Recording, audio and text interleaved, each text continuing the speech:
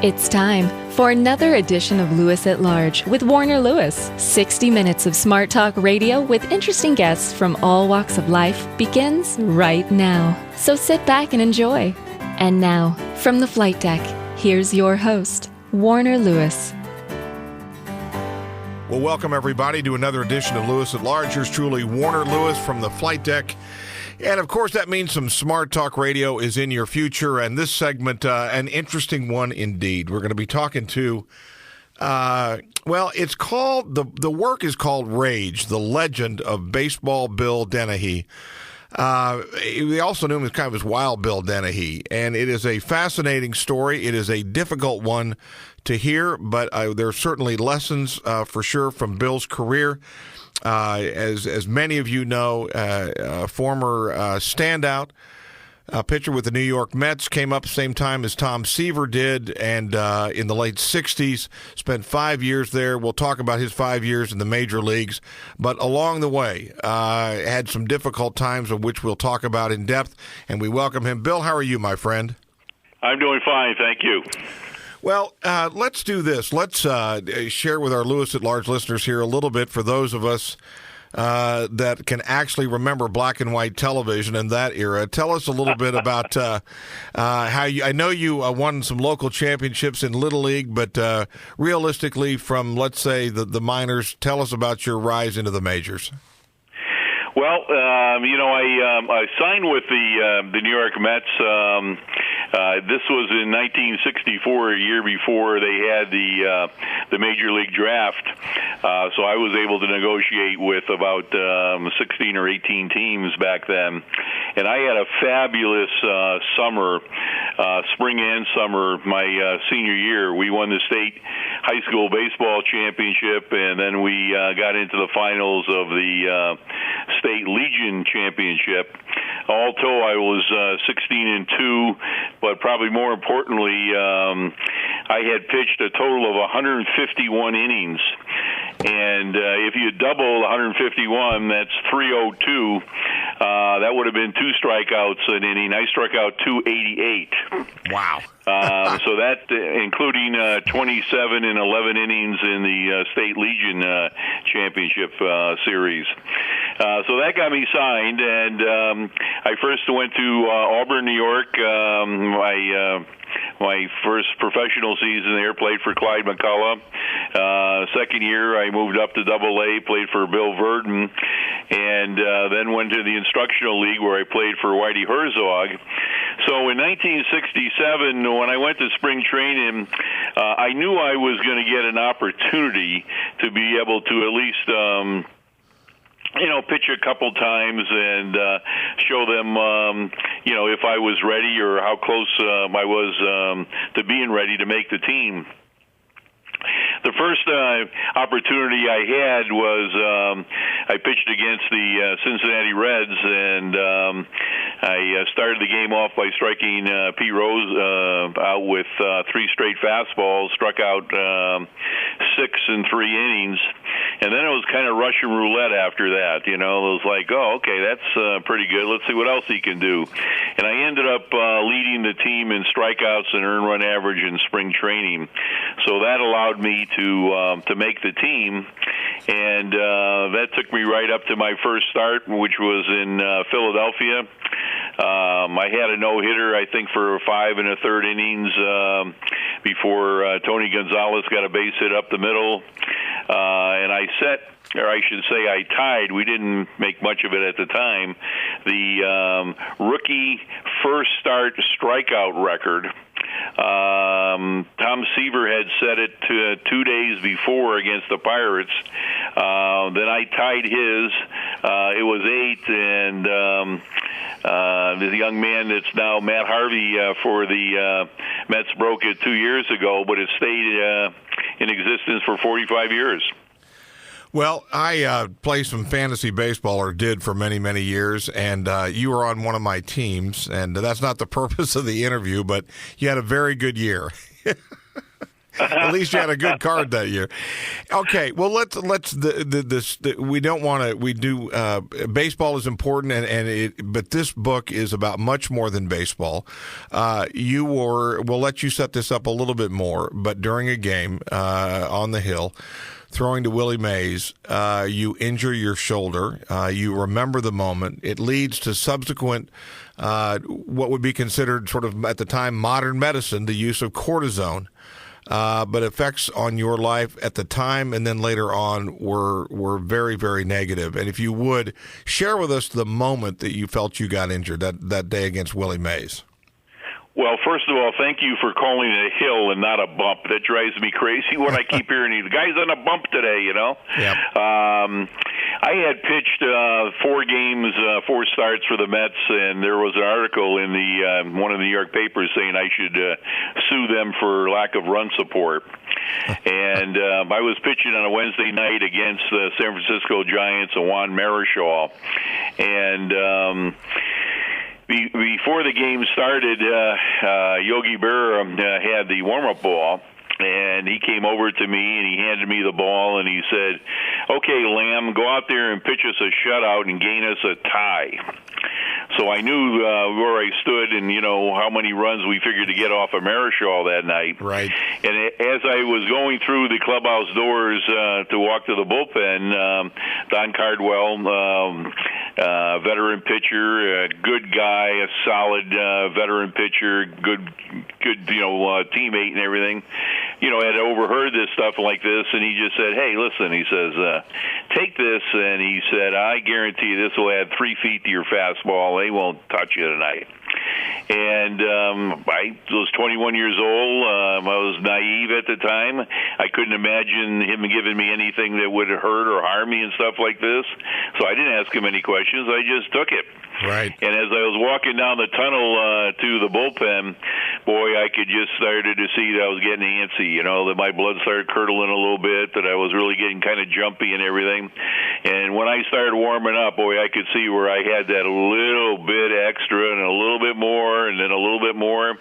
Well, I went out into the game, and it was a full packed house of 60,000 that night. So, add that to all this added adrenaline that I had. In the first inning, we had set it up in the clubhouse before the game that I was going to knock down Willie Mays in the first inning, and I just about hit him in the head. Scared to death, knees shaking, and jittery as possible. But I ended up striking Mays out that time, and a couple innings later struck him out again. But when I struck him out the second time, because I was, I think, so jittery and probably had a lack of coordination or something, when I threw the pitch, I could feel a sharp pain in the back of my shoulder. And right away I knew I had really hurt something. I never had any arm problems before that. A little stiffness if you pitched a long game or a hard game or something like that, but nothing like this and everything. So I came out of the game. They did normal 4 X-ray shots back then. We didn't have MRIs or anything sophisticated like today, and all they could see was there was a lot of blood, a lot of swelling in the shoulder and everything. So they put me on the disabled list, and I was there for about 3 weeks and stuff, and taking all the normal medication and stuff. And then they activated me again. And I had happened to be, and this is where I think I really hurt the arm. I pitched a game on a Sunday against the Braves in New York and beat them. And then 2 days later, I was warming up in Los Angeles in the first inning, 2 days later. And I was just warming up in between starts to pitch on Friday night, and the call came down that we had, our starting pitcher had gotten into trouble, and Wes Westrom wanted me just to come in and get out of the first inning, and, that would kind of get me my work and at the same time get out of the thing. And I told him, I said, I can't get loose. I'm stiff. And they called back down, and he called back down, and he said, well, we need him now. We don't have anybody else that's ready. Get him ready. And he put me in the game, and I remember the first hit I gave up or first pitch I gave up a hit to Len Gabrielson, and I really feel I kind of restrained my shoulder. There wasn't any severe pain, but I could definitely feel that there was something that pulled or, that hurt after that. And pitched a few more times after that. And then on the 89th day that I was in the big leagues, they sent me to AAA. There was a deal we had that if you had 90 consecutive days, you got a $5,000 bonus. I got sent out surprisingly on the 89th day. Went to Jacksonville because Jacksonville, Florida, they thought that the heat might help my shoulder. Pitched a couple of games there, and then went in and I had a procedure done on my arm where they actually shot dye into my shoulder. And while you're lying there on the operating table and they had you on your side, you could look at the monitor and you could see this line of where the dye was going in your shoulder. And I said to the doctor, "What are you looking for?" And he said, "You see the straight line? If it bubbles, that means you got a tear in your shoulder." And sure enough, it bubbled. So they said, "Okay, well, you've got a tear." And they finished the procedure. A couple of days later, they sent me home for the rest of the season. I went back in September, and I told the Mets, I said, because they just wanted me to rest it. That's what they did back then with a lot of inflammation and painkillers. And I said that, my arm still hurt. There was a lack of motion. It just really didn't feel much better, and that's where the cortisone shot started. I got 2 that first night, and then I got traded in November to the Washington Senators for Gil Hodges, the first time a player was ever traded for a manager. And when I got to Washington, the doctor over there was Dr. Resta, and he was also the team doctor for the Washington Redskins, and I told him the same thing about how my shoulder was real sore and so forth. And I remember him first feeling it, and kind of pinching down, with his fingers in there, and he found a couple sore spots, and and he said, well, we could take care of this. Billy Kilmer had, a similar type injury. We took care of him, and he was able to get back to playing. So he put me on a pretty steady regular amount of cortisone. I had a couple then. I got a couple on the way down to spring training. I got a couple during spring training. And it ended up that I got 57 shots of cortisone in the next 26 months. Wow. Yeah, that's what everybody says. There's 2 things they say. All the doctors say, "Wow," or "Are you kidding me?" or "Who gave you all those shots?" And it wasn't like, I was sitting in some bathroom stall shooting myself up. This was the team doctor that was giving it. Let me ask you something, Bill. Let me ask you then. Let me ask you this then. And again, sorry if you just joined us. Here's truly Warner Lewis from the flight deck here of Lewis at Large Radio. We're talking to baseball Bill Denehey, an interesting work called Rage. It is the story of his career in baseball, but just as importantly, it is a story of addiction and ultimately the abuse of drugs and the effects of those drugs on Bill, his career, and his body. Bill, let me ask you something. Like any doctors, any physicians, when from one team to another, do they not share your past medical history? They did not back then. Until I believe it was 83, it was buyers beware. So that you could trade one player for another, and it was up to one team before the trade or whatever, if they got permission to check out a ball player. In fact, one of the famous trades of all time, Lou Brock for Ernie Broglio. They said how the Cardinals stole Lou Brock from the Cubs. Well, they really stole him because Ernie Broglio, a 19-game winner, just came off a shoulder operation that winter. The Cubs didn't know about it, so when they made that trade, they were getting an older pitcher that just was coming off a shoulder operation. But no, they didn't share that information, and there was no kind of collusiveness where where the trainers or the doctors or anyone would get together and look at what's the best way of healing stuff like this. Every team pretty much had their own methods of getting you well, and obviously with Dr. Resta's case, being the Redskins team physician, he could get the football guys ready from weekend to weekend to sometimes halftime to the end of the game, and right. He was pretty confident that the cortisone would work.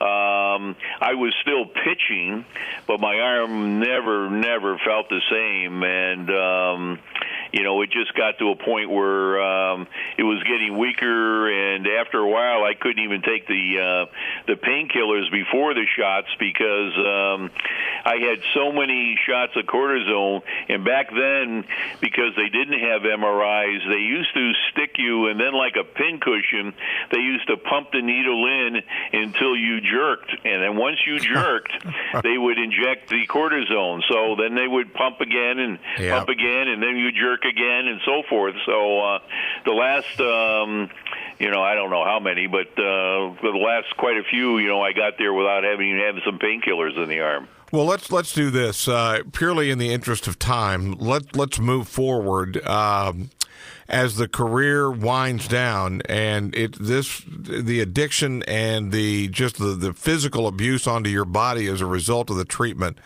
Tell us about that, and then the subsequent results of all of this.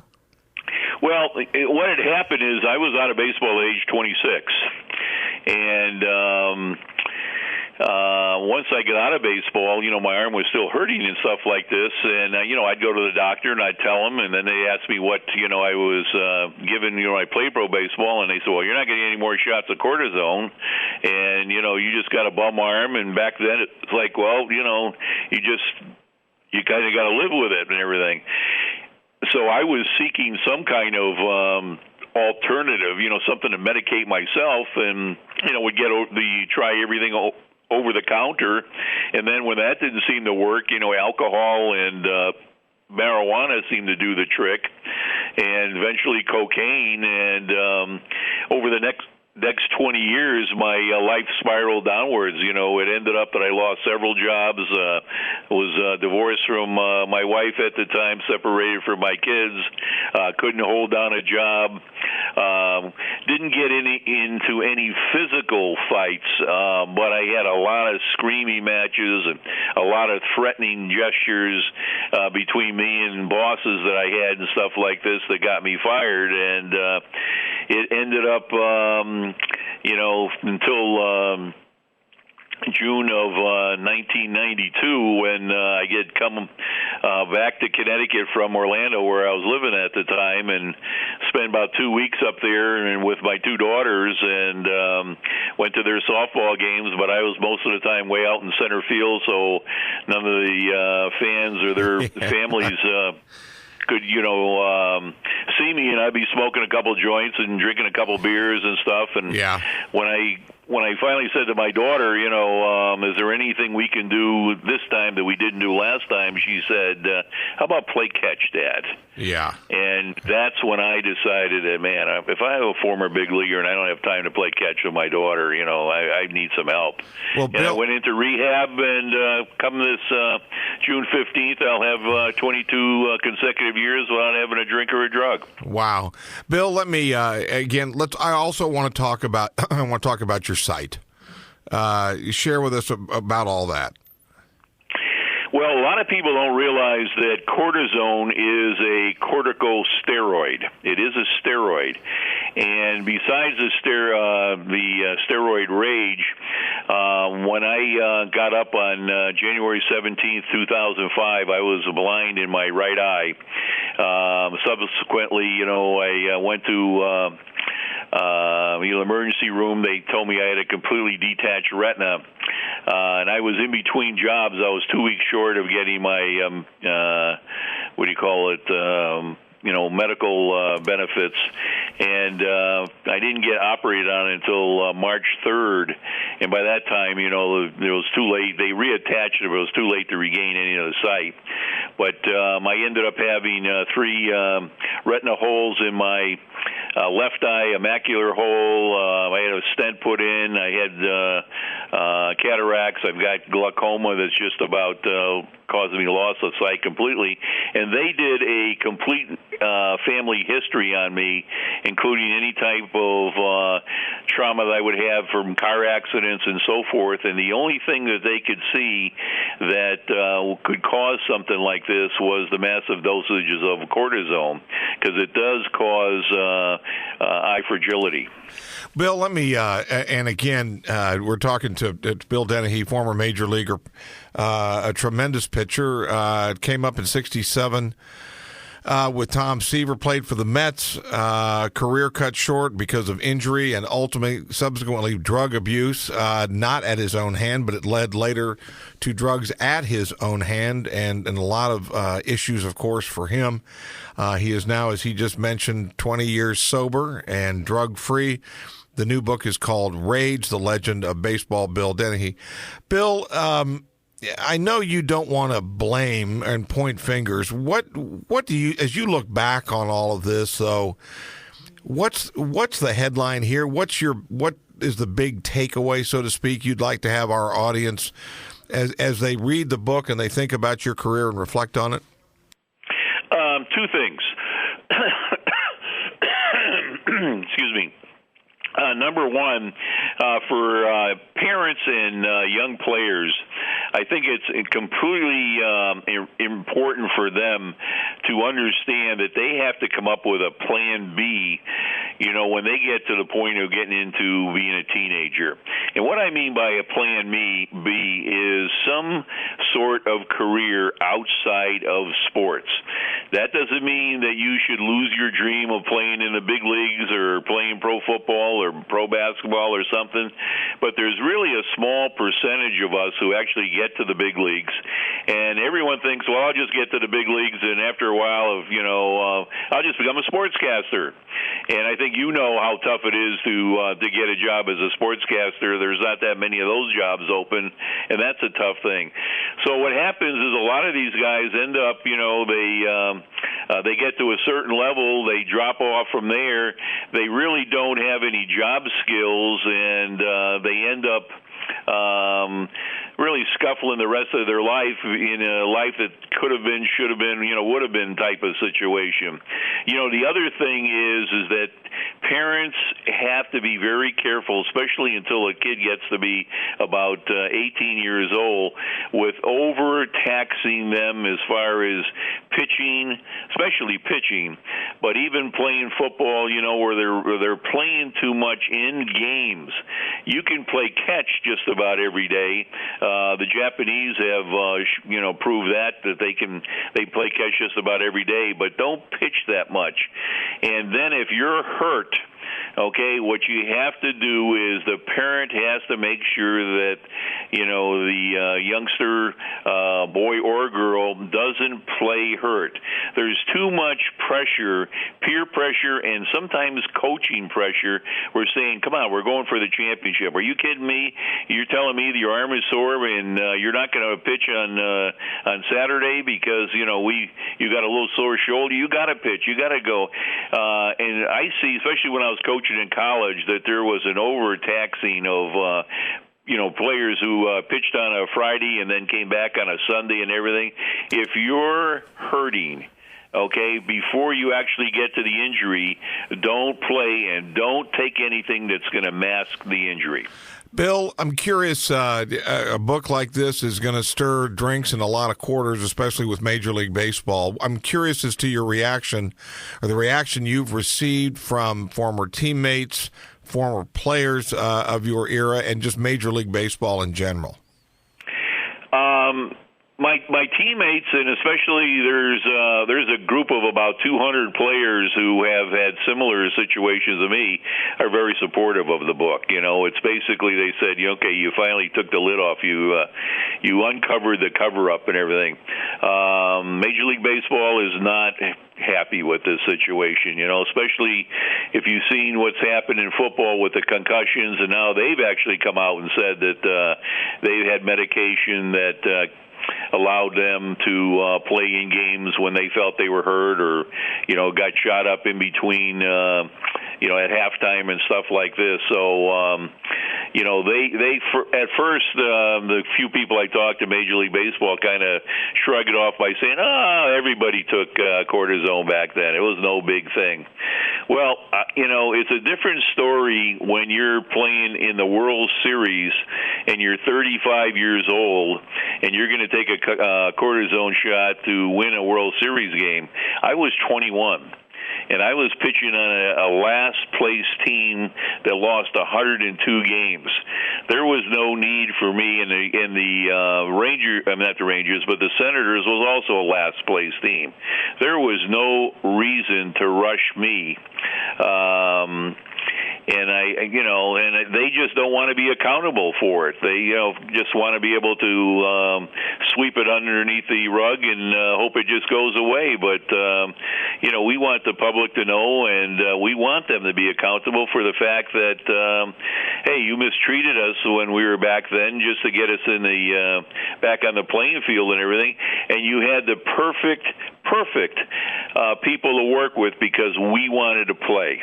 We would do almost anything to play, and we didn't have the knowledge, the expertise, the internet, the second opinion, the MRIs to tell us differently. Well, the work, again, is called Rage, The Legend of Baseball, Bill Denehey. It is a fascinating, painful look, quite frankly, at the career and subsequent life post-career of Bill Denehey, who played in the majors for 5 years. And, Bill, again, it's published by Central Recovery Press. How can our listeners find out a little bit more, not only about the story, but also get a copy of the book? Well, there's a couple ways. You can go to Amazon and get it. You can go to Barnes & Noble. We have at Central Recovery Press a website. Just go to the name of the book. I forget the name of the book. Rage, The Legend of Baseball, Bill Denehey, and that'll give you information on where to buy it. Okay. Hey, listen, thank you so much for sharing your story and spending some time with us today on Lewis at Large.